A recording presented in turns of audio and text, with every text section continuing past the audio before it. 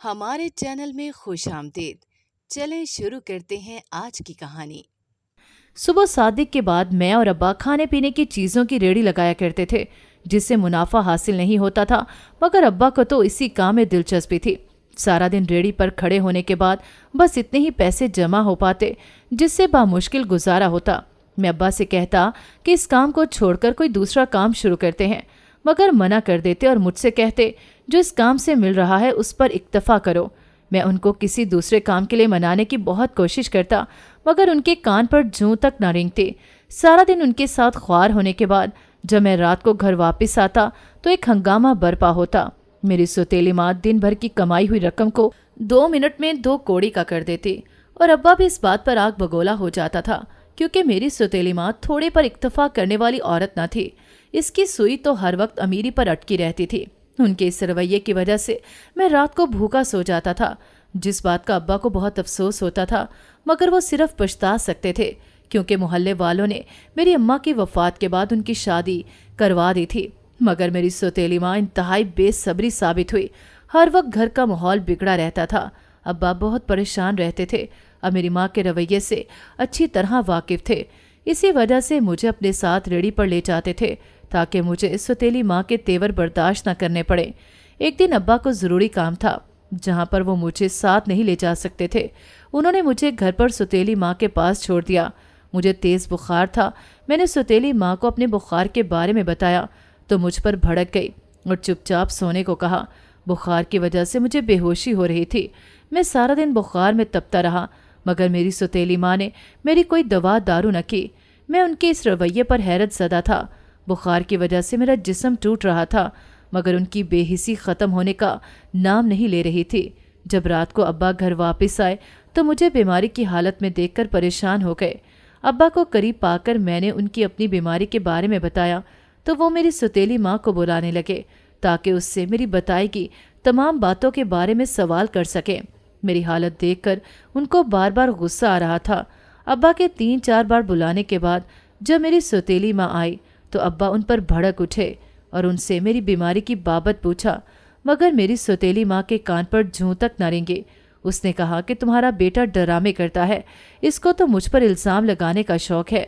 میں ان کی باتیں سن کر حیران رہ گیا، مگر ابا اس کی فکر سے اچھی طرح واقف تھے، اسی لیے انہوں نے اس سے بحث کرنے کی بجائے مجھے ڈاکٹر کے پاس لے کر جانا مناسب سمجھا۔ جب وہ مجھے ڈاکٹر کے پاس لے کر گئے تو میرا بخار بہت تیز تھا، جس کی وجہ سے میں بے ہوش ہو گیا۔ جب میں واپس آیا تو میرے سر پر ٹھنڈے پانی کی پٹیاں رکھ رہے تھے۔ انہوں نے مجھے ہوش میں آتے ہوئے دیکھا تو فوری ڈاکٹر کو بلانے چلے گئے۔ ڈاکٹر نے میرے ہوش میں آنے کے بعد ابا سے کہا کہ اپنے بیٹے کو بھوکا نہیں رہنے دینا، کیونکہ یہ اندرونی طور پر کمزور ہے، جس کی وجہ سے اس کا بخار بڑھ گیا تھا۔ ابا نے میری حالت کے پیش نظر ڈاکٹر سے کہا کہ میرا بیٹا کب تک ٹھیک ہو جائے گا۔ ڈاکٹر نے اپنے پیشہ ورانہ انداز میں ابا کو تسلی دی کہ جو ادویات میں لکھ کر دے رہا ہوں ان کو کھلانے کے بعد آپ کا بیٹا بالکل ٹھیک ہو جائے گا۔ جب ڈاکٹر ضروری ہدایت دینے کے بعد چلا گیا تو ابا مجھے لے کر گھر کی طرف روانہ ہوئے۔ جب ہم گھر کی طرف جانے بڑھے تو ابا کا دروازہ کھلا دیکھ کر بہت حیران ہوئے۔ جب انہوں نے اندر جا کر دیکھا تو میری سوتیلی ماں سوئی ہوئی تھی۔ ابا ان کو دیکھ کر بس سر ہلا کر رہ گئے۔ ابا مجھے کھانا کھلانے کے بعد میرے پاس بیٹھ گئے اور مجھے ڈاکٹر کی طرف سے دی ہوئی دوائیں کھلانے لگے۔ میری طبیعت کافی بہتر ہو چکی تھی۔ ابا میرے ساتھ بیٹھے باتیں کرتے رہے۔ رات کافی ہو چکی تھی کہ ابا سے باتیں کرتے کرتے میں سو گیا۔ جب صبح ہوئی تو میری طبیعت بالکل ٹھیک تھی، مگر کمزوری کی وجہ سے ابا مجھے گھر پر سوتیلی ماں کے پاس چھوڑنا چاہتے تھے، مگر گزشتہ دن کے حالات ان کے سامنے تھے، اس لیے ابا نے مجھے گھر پر چھوڑنا مناسب نہ سمجھا اور مجھے ہر حال میں اپنے ساتھ لے کر گئے۔ کبھی ان کا کام چل جاتا تھا اور کبھی ٹھپ رہتا، یوں ہی وقت گزر رہا تھا۔ ایک دن اچانک سے ابا کی طبیعت خراب ہو گئی۔ ابا کی طبیعت دیکھ کر میرے ہاتھ پاؤں پھولنے لگے۔ وہ بے ہوش ہو کر وہیں فٹ پاتھ پر گر پڑے تھے۔ ابا کی حالت دیکھ کر قریب میں سب لوگ ان کے ارد گرد جمع ہو گئے۔ میں کھانے پینے کی چیزوں کی ریڑھی ایک دوست کے حوالے کر کے ابا کو ہسپتال لے کر گیا۔ جب میں ابا کو ہسپتال لے کر داخل ہوا تو ابا زمین پر گر گئے۔ ان کا وجود بالکل ساکت ہو گیا۔ وہاں پر ایک ڈاکٹر آ رہا تھا۔ جب اس نے ابا کی حالت دیکھی تو وہی زمین پر بیٹھ کر ابا کا معائنہ کرنے لگا۔ تھوڑی دیر بعد اس نے مجھے ابا کے انتقال کی خبر دے دی۔ یہ خبر سن کر میرے اوسان خطا ہو گئے۔ مجھے کوئی ہوش نہ رہا۔ मैं एम्बुलेंस की मदद से अब्बा का मुर्दा वजूद लेकर वापस आया तो हमारे मोहल्ले में कोहराम मच गया। सब लोग हमारे घर में जमा हो गए। मेरी सौतेली माँ ने रो रो कर पूरे घर को सर पे उठाया हुआ था। मैं भी अब्बा की वफ़ात से बहुत दुखी था, मगर मेरी सौतेली माँ मुझे गुस्से हो रही थी। फिर उन्होंने मुझे तैश के आलम में मारना शुरू कर दिया तो मोहल्ले के लोगों ने मुझे उनसे छुड़वाया। अब्बा इकलौते थे, उनका कोई रिश्तेदार भी ना था। मोहल्ले के लोगों ने उनकी तदफीन का इंतज़ाम किया। जब अब्बा के जनाजे को उठाने के लिए मोहल्ले के लोग आए तो मेरी सौतेली माँ अब्बा की वफ़ात का जिम्मेदार मुझे ठहराने लगी। उन्होंने इस वक्त सितम की हद पार कर दी जब उसने मुझे मेरे बाप के जनाजे को हाथ न लगाने दिया। उसने वावेला मचाया और सब लोगों से रो रो कर कहने लगी कि इसने मेरे शौहर को मारा है। जब मेरे शौहर की तबीयत ख़राब हुई थी तो इसने मुझे बताया भी नहीं। पता नहीं उसने मेरे शौहर के साथ ऐसा क्या किया जो फौरी इंतकाल पा गए। सुबह घर से चंगे भले निकले थे। मोहल्ले के लोगों ने मेरी सौतेली माँ को समझाने की कोशिश की कि वो भी मेरी सौतेली माँ की फितरत से वाकिफ़ थे, मगर मेरी सौतेली माँ ने तो मुझे अब्बा के जनाजे के पास जाने से रोका हुआ था। नौजवान होने के बावजूद मैं उनसे अपना हाथ नहीं छुड़ा पा रहा था। पता नहीं उन्होंने मुझसे किस बात का बदला लिया था। मुकर्ररा वक्त पर अब्बा का जनाजा पढ़ाने के लिए मोहल्ले वालों ने मेरी माँ की जिद को मान लिया और मुझको अब्बा के जनाजे को हाथ न लगाने दिया। इस अफादियत पर मैं बुखला कर रह गया। मुझे कुछ समझ नहीं आ रही थी। मेरी सौतेली माँ ने मुझे मजबूती से पकड़ा हुआ था। जब सब लोग अब्बा को दफना कर आ गए तो मेरी माँ ने एक नया मुतालबा कर दिया। उन्होंने कहा कि यह घर मेरे शौहर ने मेरे निकाह के वक्त मेरे नाम लगाया था, जबकि मुझे किसी ऐसी बात के बारे में इल्म न था। मैं उसकी बेवा हूँ और मुझे इसके बेटे पर एतबार नहीं कि ये मुझे इस घर से निकाल न दे, इसलिए मुझे तहफ़्फ़ुज़ दिया जाए और घर के कागजात मेरे हवाले करने को इस लड़के से कहा जाए कि जो मेरे शौहर ने अपने बेटे के पास रखवाए थे। अब्बा को फोत हुए चंद घंटे ही हुए थे कि मैं अपनी सौतेली माँ के मुंह से ये बातें सुनकर शुश्तर रह गया। मुझे किसी बात की होश न रही। मुझे उन पर बहुत गुस्सा आ रहा था, तो मैंने मौके की नज़ाकत को जानते हुए खामोश रहना मुनासिब समझा। मैं इनके झूठ बोलने पर हैरान था। अब्बा ने घर मेरे नाम लगाया हुआ था, जिसकी वजह से उन्होंने कागजात भी मेरे पास लिखवाए थे, मगर मैं वक्ती तौर पर अपनी सौतेली माँ की मकारी के सामने कुछ न कर पाया। मोहल्ले वालों के इसरार पर मैंने मौके की नज़ाकत को जानते हुए घर के कागजात सौतेली माँ के हवाले कर दिए। कागजात लेते हुए उनके चेहरे के तासुरात बदले और उन्होंने आंखों से मुझे अपनी जीत का अंदिया दिया। सब लोग चले गए तो मैं खाने पीने की चीज़ों की रेहड़ी लेने अपने दोस्त के पास चला गया। घर में होने वाले तमाशे से मैं बहुत उदास था, क्योंकि अब्बा की मौत ने मुझे तोड़ कर रख दिया था। जब मैं दोस्त के पास पहुंचा तो उसने रेहड़ी से कमाई हुई रकम मेरे हवाले की और रेहड़ी मेरे हवाले करके अब्बा से मुतल्लिक पूछने लगा। जब मैंने उसको अब्बा के इंतकाल के बारे में बताया तो उसने मेरे साथ अफसोस का इजहार किया। रस्मी बातों के बाद वो अपने घर चला गया, क्योंकि रात बहुत ज़्यादा हो गई थी। मैं रेहड़ी को खींचते हुए घर की तरफ रवाना हुआ। मुझे बहुत याद आ रही थी, क्योंकि उनके बगैर सड़क पर अकेले चलना मुझे खौफजदा कर रहा था, मगर इस खौफ ने सारी ज़िंदगी मेरा साथ रहना था।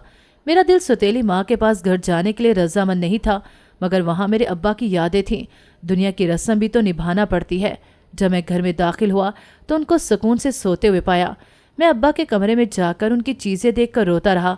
मुझे उनके कमरे में बैठकर ऐसा महसूस हो रहा था कि वो कहीं से आकर मुझे अपने गले लगा लेंगे। सब कुछ पहले जैसा हो जाएगा, मगर ये सोच मेरी खाम ख्याली के सिवा कुछ न थी। अगली सुबह एक नया हंगामा लिए मेरे घर पर वारिद हुई थी। मेरी सौतेली माँ कागजात मेरे नाम देखकर आग भगोला थी। इतनी गुर्बत में सिर्फ एक घर ही तो था जो अब्बा ने मेरे नाम लगाया हुआ था। मेरी सौतेली माँ कच्चे से मकान के लिए इतना वावेला कर रही थी। अब्बा को फोत हुए दूसरा दिन था, मगर वो तो बची कुची जमा पूंजी में अटकी हुई थी। मोहल्ले वालों के सामने जो झूठ उन्होंने बोला था उसका पोल बहुत जल्द खुल जाना था, इसीलिए वो इस झूठ को सच साबित करने के लिए मुझ पर दबाव डाल रही थी कि मैं ये घर उनके नाम लगा दूं। मगर जो डर उन्होंने बचपन से मेरे अंदर डाला था अब्बा की वफ़ात के साथ ही ख़त्म हो गया। इसलिए मैंने उनसे कहा कि मैं ये कभी भी आपके हवाले नहीं करूँगा। ये मेरे अब्बा का घर है, उन्होंने ये मुझे दे दिया। आपके हवाले कभी नहीं करूँगा, बल्कि मोहल्ले वालों के सामने आपका बोला गया झूठ लाऊंगा। मैं तो इनकी चालाकी को पहले ही समझ गया था, मगर मौके की मुनासबत से खामोश रहा। मैंने उनसे कहा कि मैं अब हरगिज़ खामोश नहीं रहूँगा। मैंने उनको धमकी दी कि अगर आपने मुझे मज़ीद परेशान करने की कोशिश की तो मोहल्ले वालों को सच्चाई बताकर इस घर से निकाल दूंगा आपको। अब्बा मेरी माँ की वफ़ात के बाद इज्जत बना कर लाए थे, इसलिए मैं आपकी माँ जैसी इज्जत करता हूँ, मगर उनके जाने के बाद जो सलूक आपने मेरे साथ किया उससे आप मुझसे डर कर रहें। मेरी धमकी कारामद साबित हुई। پھر میری ماں نے کوئی بحث نہ کی بلکہ خاموشی سے رہی۔ جب ابا کا سوئم ہو گیا تو اس نے محلے والوں سے کہہ کر اپنے بھائیوں کے پاس جانے کی ضد کی، تو میں نے ان کی بات کو قبول کر لیا اور ان کو بھائیوں کے پاس جانے دیا۔ پھر اس نے دوبارہ کبھی مڑ کر میرا حال تک نہ پوچھا اور نہ ہی میں نے اسے کوئی خیر خبر رکھنے کی کوشش کی۔ روز معمول ایک جیسا گزرنے لگا، بس رات کو سونے کے لیے گھر آتا اور سارا دن ریڑھی پر کمانے میں مصروف رہتا۔ پھر بھی کوئی خاص کمائی نہ ہوتی، بس غربت کی چکی میں پس رہا تھا۔ میں نے کئی بار یہ کام چھوڑ کر دوسرے کام کرنے کی کوشش کی، مگر ان میں بھی مجھے کوئی خاطر خواہ منافع نہ ہوا، بلکہ پہلے سے بھی زیادہ میرے حالات خراب ہوتے جا رہے تھے۔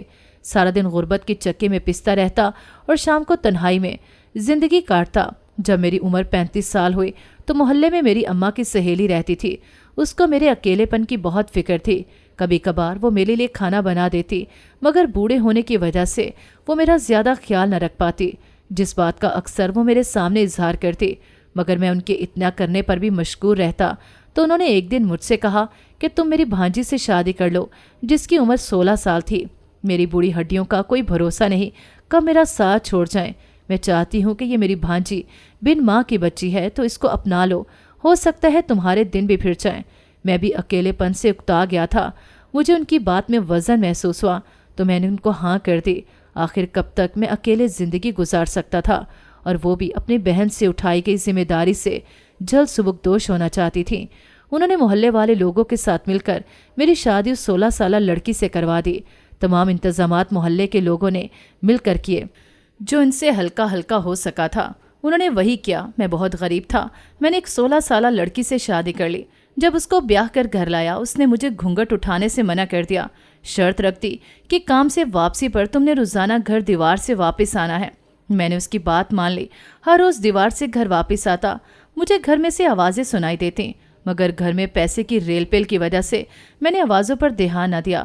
ایک دن میں بیوی کی شرط بھول گیا اور دروازے سے گھر میں داخل ہوا تو سامنے کا منظر دیکھ کر میری روح لرز گئی۔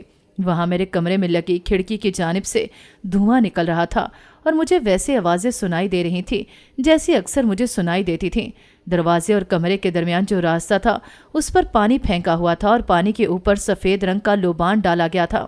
میں گھر کی حالت دیکھ کر ششتر رہ گیا۔ جب دھوئیں کی وجہ سے مجھے کھانسی ہوئی تو میری بیوی چہرے پر گھونگھٹ ڈالے باہر نکلی۔ اس نے مجھے اندر آنے سے منع کر دیا اور پھر ایک سفید رنگ کا کپڑا لے کر آئی۔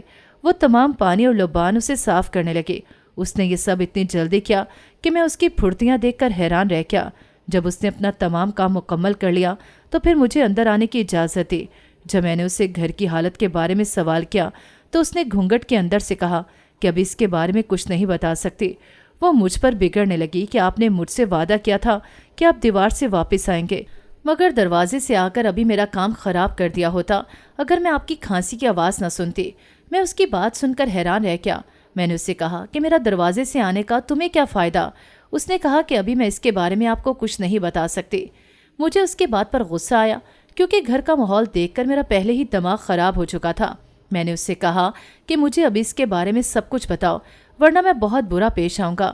جو مجھے گھونگھٹ کے اندر سے رونے کی آواز آئی تو میں نے اپنا لہجہ اس کے ساتھ دھیما کیا اور اس سے پرسکون لہجے میں دوبارہ سوال کیا۔ اس نے کہا کہ میں ابھی آپ کو اس سب کے بارے میں کچھ نہیں بتا سکتی، اس کے بعد میں ساری سچائی آپ کے سامنے کھول دوں گی۔ کیونکہ وہ رو رہی تھی تو مجھے اس کی حالت پر ترس آ گیا۔ میں نے اس کو کچھ دنوں کا وقت دیا اور اپنے کمرے کی جانب بڑھ گیا۔ تھکاوٹ کی وجہ سے مجھے پلنگ پر لیٹنے کے بعد ہی نیند آ گئی۔ جب صبح ہوئی تو چڑیوں کے چہکنے کی آواز میرے کانوں میں پڑی۔ کمرے میں لگے ہوئے پردے میری بیوی نے پیچھے ہٹائے تو سورج کی کرنیں سیدھے میری آنکھوں پر پڑی۔ میری بیوی نے چہرے پر گھونگھٹ ڈالا ہوا تھا۔ میں اس سے اکثر چہرہ دیکھنے کی فرمائش کرتا تھا مگر وہ ہمیشہ ٹال دیتی۔ میں اس کو سمجھاتا کہ میں تمہارا مزاجی خدا ہوں، تمہیں مجھ سے پردہ کرنے کی ضرورت نہیں۔ جب سے میری تمہاری شادی ہوئی ہے میں تمہارا چہرہ تک نہیں دیکھا۔ اس نے کہا کہ بس کچھ دن اور صبر کر لیں، اس کے بعد میں آپ کو اپنا چہرہ ضرور دکھاؤں گی۔ میں نے اس سے کہا کہ ایسی کون سی بات ہے جس پر تم مجھے اتنے دنوں سے صبر کروا رہی ہو؟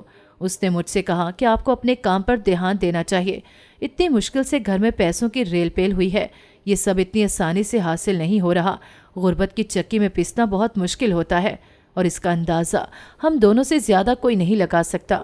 اس لیے میں چاہتی ہوں کہ ہم لوگ مزید امیر ہو جائیں۔ آپ اپنا دماغ فضول باتوں میں مت الجھائیں، بس اپنا سارا دھیان کاروبار پر رکھیں۔ مجھے اس کی بات میں وزن محسوس ہوا کیونکہ اس تمام واقعے کی وجہ سے میرا دماغ بالکل چکرا کر رہ گیا تھا۔ جب میں نے گھڑی کی طرف نگاہ دوڑائی تو میں سب باتوں کو بھول گیا، کیونکہ میرے کاروبار کے سلسلے میں کچھ لوگوں کے ساتھ میٹنگ تھی۔ جب میری شادی ہوئی تھی میرے کھانے پینے کی چیزوں کی ریڑھی چل پڑی تھی۔ بیوی کی بات ماننے کے بعد تو گھر میں پیسے کی ریل پیل شروع ہو گئی تھی۔ میں نے اس سے کاروبار کرنے کا فیصلہ کیا اور کاروبار میں جو مجھے منافع حاصل ہوا تو میں اسے مزید دوسرے لوگوں کے ساتھ مل کر ایک نیا کاروبار کرنا چاہتا تھا۔ میں جلدی سے اٹھا اور تیار ہوا۔ میری بیوی مجھے ناشتہ کرنے کے لیے پکارتی رہی، مگر میں نے اس کی ایک نہ سنی اور گھر سے باہر نکل گیا۔ جب میں کاروبار کے سلسلے میں دوسرے لوگوں سے ملا تو وہ میرے ساتھ کاروبار کرنے کے لیے مان گئے۔ میں نے ان کے ساتھ مل کر سارا پلان تیار کیا۔ کاروبار کے سلسلے میں بہت مصروف رہنے لگا۔ مجھے تو دن رات کا کوئی ہوش نہ رہا، بس میں اپنے کاروبار کو بلندیوں تک لے کر جانا چاہتا تھا۔ دن رات کاروبار کے سلسلے میں لگا رہتا، مجھے گھر اور بیوی کی کوئی ہوش نہ رہی تھی۔ جب میں ایک رات گھر میں داخل ہوا تو مجھے وہی آوازیں سنائی دیں جو دوبارہ سے پرانی تمام باتیں میرے ذہن کے پردے پر آ دھمکی۔ مگر کاروبار کے سلسلے میں دن رات محنت کی وجہ سے میں اس قدر تھک چکا تھا کہ میں نے بیوی کے ساتھ بحث کرنا مناسب نہ سمجھا اور کمرے میں آ کر سو گیا۔ جب صبح ہوئی تو بیوی گھونگھٹ ڈالے میرے سامنے پلنگ پر بیٹھی تھی۔ اس کو بالکل سامنے پا کر میں بوکھلا گیا۔ اس نے کہا کہ آج میں آپ کی خواہش پوری کرنے والی ہوں۔ مجھے اس کی بات سن کر خوشی ہوئی، کیونکہ اس کا چہرہ دیکھنا میری سب سے بڑی خواہش تھی، جو کہ اس نے مجھے شادی کے بعد 5 مہینوں تک نہیں دکھایا تھا۔ اس نے مجھے اپنا گھونگھٹ اٹھانے کو کہا۔ جب میں نے اس کا گھونگھٹ اٹھایا تو اس کا چہرہ دیکھ کر ششدر رہ گیا۔ وہ نہایت خوبصورت دوشیزہ تھی۔ اس کے حسن کی تاب نہ لاتے ہوئے میں نے اپنی آنکھیں بند کر لیں۔ جب میں نے اپنی آنکھیں کھولیں تو اس کو سجے سمرے روپ میں دیکھ کر حیران رہ گیا۔ اس کے چہرے کو دیکھ کر میں اپنی قسمت پر رشک کر رہا تھا۔ پھر میں نے اپنے رب کا شکر ادا کیا کہ اس نے مجھے اتنی خوبصورت بیوی عطا کی۔ میں نے اس کی پیشانی پر بوسہ دیا اور اس کی خوب تعریفیں کر ڈالی۔ وہ میرے منہ سے اپنی تعریفیں سن کر مسکراتی رہی۔ میں نے اسے کہا کہ تم نے اتنے دن اپنا چہرہ مجھ سے کیوں چھپائے رکھا اور تمہارے آنے سے گھر میں اتنے پیسوں کی ریل پیل ہو گئی۔ اس نے کہا کہ مجھ سے ابھی یہ سوال نہ کریں، بس میں بہت جلد آپ کو تمام باتوں کے بارے میں بتا دوں گی، کیونکہ اب وقت بہت کم رہ گیا ہے، پھر آپ کو تمام سوالوں کا جواب مل جائے گا۔ میں اس کی ذومعنی باتوں پر ہمیشہ کی طرح حیران رہ گیا۔ وہ مجھ سے اتنا اصرار کر رہی تھی تو میں اس کی بات مان گیا۔ میں نے اسے کہا کہ تم مجھے بہت جلد اس سب کے بارے میں بتاؤ گی، کیونکہ مجھ سے انتظار نہیں ہوگا۔ تو اس نے مجھے 1 ہفتے کے بعد سب کچھ بتانے کا وعدہ کیا اور اس کے بعد میں 1 ہفتہ گزرنے کا انتظار کرنے لگا۔ ان دنوں میں کاروبار میں اتنا مصروف رہا کہ میرے ذہن سے تمام باتیں نکل گئیں۔ میں کاروبار میں دن دگنی اور رات چگنی ترقی کر رہا تھا۔ ترقی کا نشہ میرے سر پر چڑھ کر بول رہا تھا۔ مجھے کاروبار سے بہت منافع حاصل ہو رہا تھا۔ کاروبار سے حاصل ہونے والی رقم کی ریل پیل سے میں بہت خوش تھا۔ میں اپنی یہ خوشی اپنی بیوی کو بتانا چاہتا تھا، کیونکہ کاروبار میں منافع کے بارے میں نے اسے کچھ نہیں بتایا تھا۔ یہ سب اس کی وجہ سے مجھے حاصل ہو رہا تھا، اس لیے اسے بتانا میرا فرض تھا۔ جب میں گھر میں داخل ہوا تو اپنی بیوی کو کسی عورت سے باتیں کرتے ہوئے سنا۔ وہ اس سے کہہ رہی تھی کہ آج ہفتہ ختم ہو گیا ہے اور آج کی رات میں اپنے شوہر کو اس کے کیے گئے تمام سوالوں کا جواب دینے والی ہوں۔ میں بیوی کی بات سن کر حیران رہ گیا، کیونکہ میرے ذہن سے تمام باتیں نکل گئی تھیں۔ اس عورت نے میری بیوی سے کہا کہ تم نے اپنے خوابوں کو پانے کے لیے محنت بھی تو بہت کی ہے اور محنت کا پھل ہمیشہ میٹھا ہی ملتا ہے۔ میں اس عورت کی ذومعنی بات پر حیران رہ گیا۔ آخر میری بیوی کے کون سے خواب ہیں جس کو پانے کے لیے اس نے بہت محنت کی؟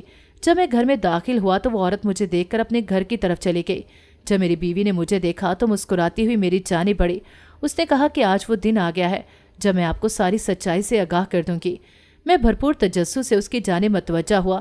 اس نے مجھے بتایا کہ جب میرے والدین کا انتقال ہوا تو مجھے میرے رشتہ داروں میں سے کسی نے قبول نہ کیا، یا تو مجھ پر ترس کھاتے ہوئے میری خالہ مجھے اپنے ساتھ لے آئی۔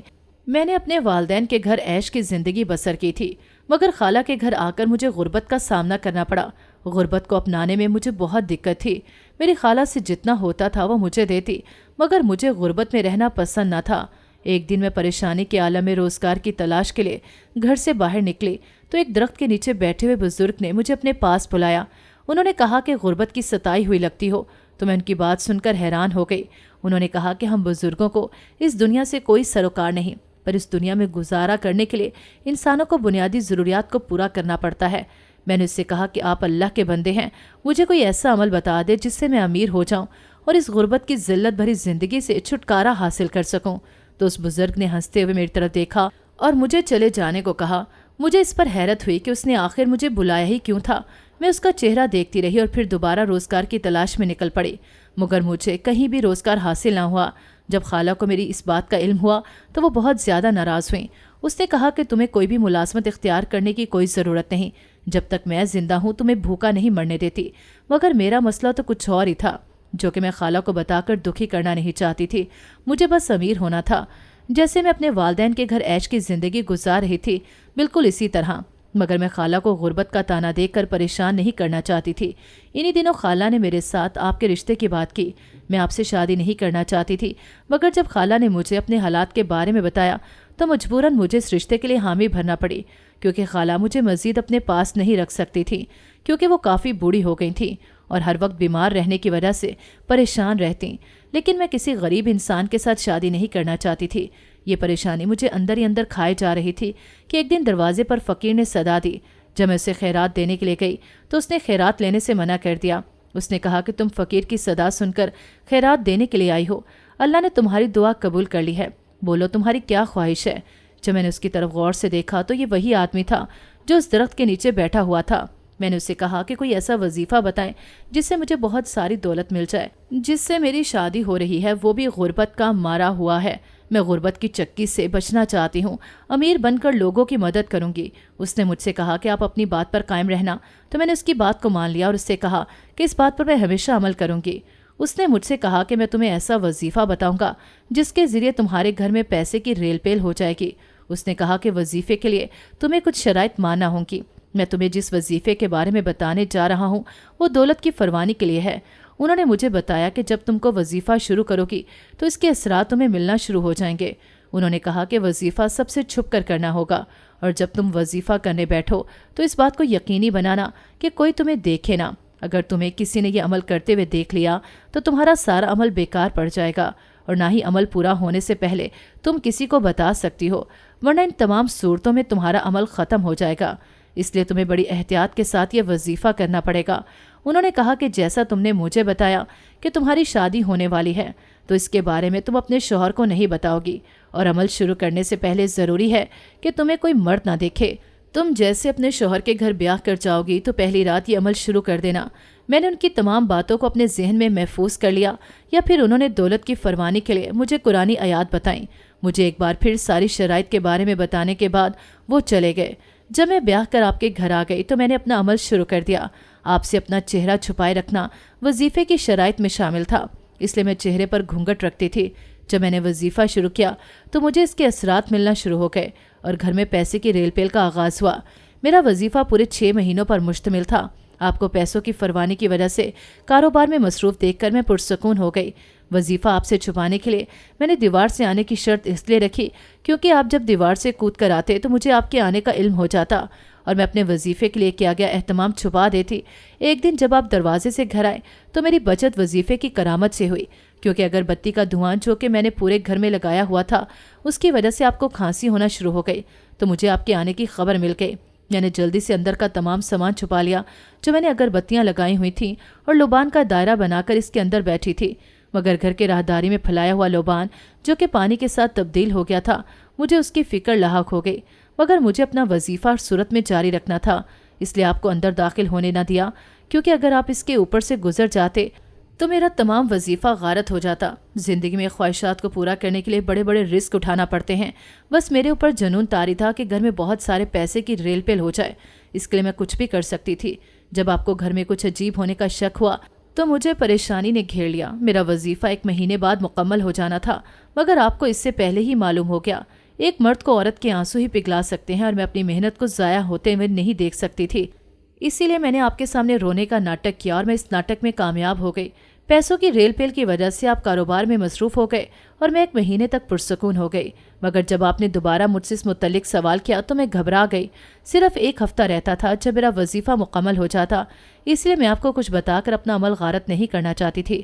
اب آپ کو اس لیے بتا رہی ہوں کہ اب میرا عمل بالکل مکمل ہو چکا ہے اور خدا کا شکر ہے کہ میرا وظیفہ کامیاب ہوا۔ گھر میں اتنے پیسے کی ریل پیل ہو گئی ہے، مگر میں نے اس بزرگ سے وعدہ کیا تھا کہ گھر میں آنے والے پیسے کی فروانی کو سب سے پہلے غریب لوگوں پر خرچ کروں گی۔ میں بیوی کی تمام باتیں سننے کے بعد حیران رہ گیا۔ اس نے کہا کہ میرا وظیفہ مکمل ہو گیا ہے تو اب ہم دونوں کو شکرانے کے نوافل ادا کرنے پڑیں گے، کیونکہ میں نے اپنے اس راز کے بارے میں آپ کو بتایا ہے تو آپ کو بھی شکرانے کے نوافل میں شریک ہونا پڑے گا۔ میں اس کی خواہش پر راضی ہو گیا۔ میں بھی خدا کا شکر ادا کرنا چاہتا تھا۔ ہم دونوں نے مل کر شکرانے کے نوافل ادا کیے۔ جب نوافل ادا کر لیے تو خدا کے حضور بیٹھ کر اس کا شکریہ ادا کیا۔ پھر میری بیوی نے بزرگ کی طرف سے بتائے گئے ایک دربار کے بارے میں مجھے بتایا۔ اس نے کہا کہ ہمیں وہاں جا کر حاضری دینا ہوگی، تو میں فوری راضی ہو گیا۔ ہم نے اپنا سامان پیک کیا اور سفر پر روانہ ہو گئے۔ جب ہم شاہ رکن عالم کے دربار پر پہنچے تو وہاں پر بہت سے ایسے لوگ موجود تھے جس کے پاس بنیادی ضروریات موجود نہ تھیں۔ مجھے ان کو دیکھ کر بہت ترس آیا۔ میں نے بہت سی چیزیں اپنے مینیجر سے کہہ کر منگوائیں۔ پھر میں نے اور میری بیوی نے مل کر وہ تمام چیزیں ان غریبوں میں تقسیم کی۔ ان کے چہرے پر خوشی دیکھ کر مجھے اندر تک تسکین حاصل ہوئی۔ پھر وہاں پر دیگے بانٹی اور وہاں دربار میں موجود ہر ایک غریب کو کھانا کھلایا۔ دربار پر زیارت کرنے کے بعد ہم دونوں صحن میں بیٹھ گئے۔ میری بیوی وہاں پر موجود کبوتروں کو دانہ ڈالنے لگی۔ اس کے چہرے پر سکون دیکھ کر مجھے بہت زیادہ خوشی ہوئی۔ جب اس نے ان کبوتروں کو دانہ ڈال دیا تو میرے پاس آ کر بیٹھ گئی۔ اس نے میرے کندھے پر سر رکھا اور کہا کہ شکر ہے میرا وظیفہ کامیاب ہو گیا۔ آج ہمارے پاس دولت کی فروانی ہے۔ بے شک دنیا کی ہر چیز دینا اللہ کے ہاتھ میں ہے، انسان تو بس اس کے لیے کوشش کر سکتا ہے۔ تو میں نے اس کی بات پر ہاں میں سر ہلا دیا۔ ناظرین، اگر آپ کو ہماری کہانی اچھی لگی ہے تو ویڈیو کو لائک کریں، شیئر کریں اور ہمارے چینل کو سبسکرائب کریں۔ اگلی ویڈیو تک اجازت دیں۔ اللہ حافظ۔